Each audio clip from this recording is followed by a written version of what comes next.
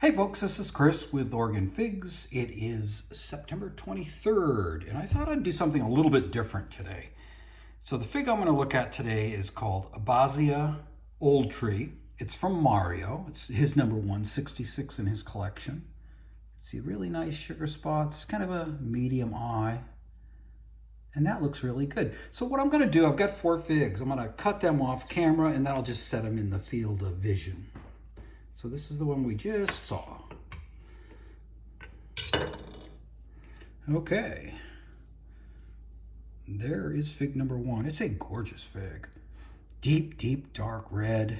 The neck on this one was becoming translucent. Beautiful example. That's going to be a good one. Now here's one. That is ugly. So I'll cut that off. And then I will just cut the fig. Now you see where it's turning tan right here. That's where it was actually beginning to dry on the tree a little bit. So let's cut that little spot out. And then let's cut it and see if it's that deep dark red that we like so much on this fig. Okay. I would say the answer to that is yes. Beautiful. Okay, now here's one. Here's another one. Lots of sugar spots. And there's that color where it's getting tan, where it's actually beginning to dry on the tree. Lots of shriveling. Let's go ahead and cut this one.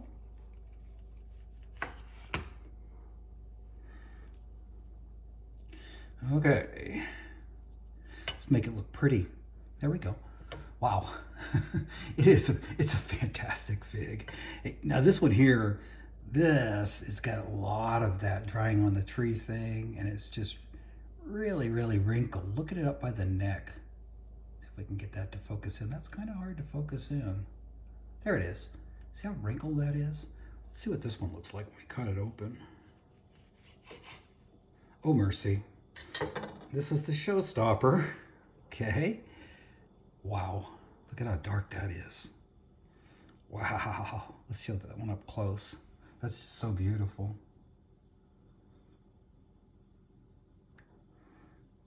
It's such a gorgeous fig. And when they dry like this and they concentrate like this, they're so nice because they become super, super thick.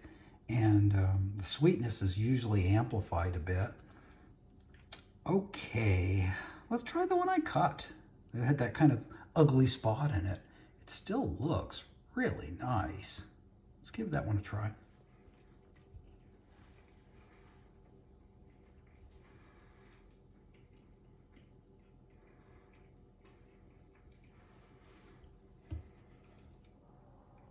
Pure raspberry. No strawberry at all. Pure raspberry. Kind of a pleasant skin that's nice and chewy. Very little seed crunch. Sweetness level probably just at moderate, so it's not a super sweet fig. My goodness gracious. This is that showstopper piece. I think that's what I'm going to eat.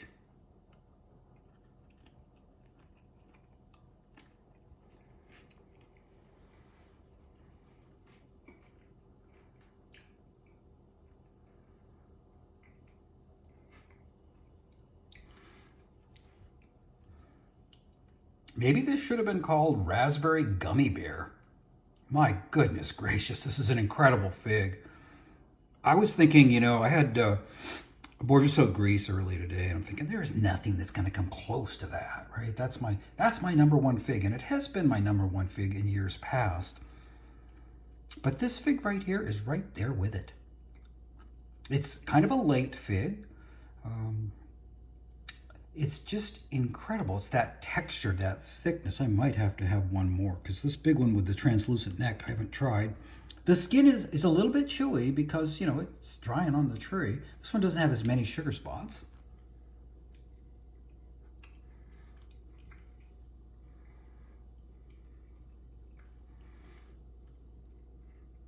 Oh, that's so good. That's different though. It isn't as concentrated as the other one. It's a little lighter sweetness.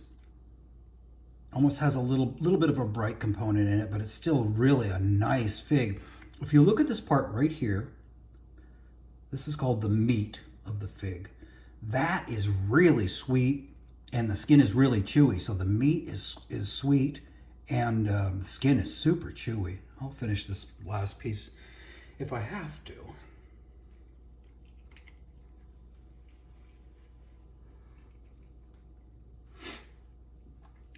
What's cool about this fig is I have not had one fig this year that was remotely like this fig.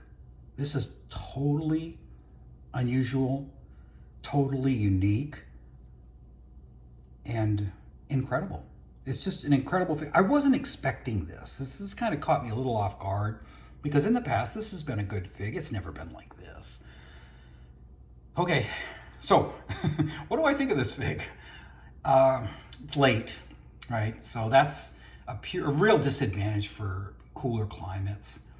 So to get the figs here and you wanted to try to consistently get all the crop, you'd probably need to give it a little bit of a head start here in the Willamette Valley.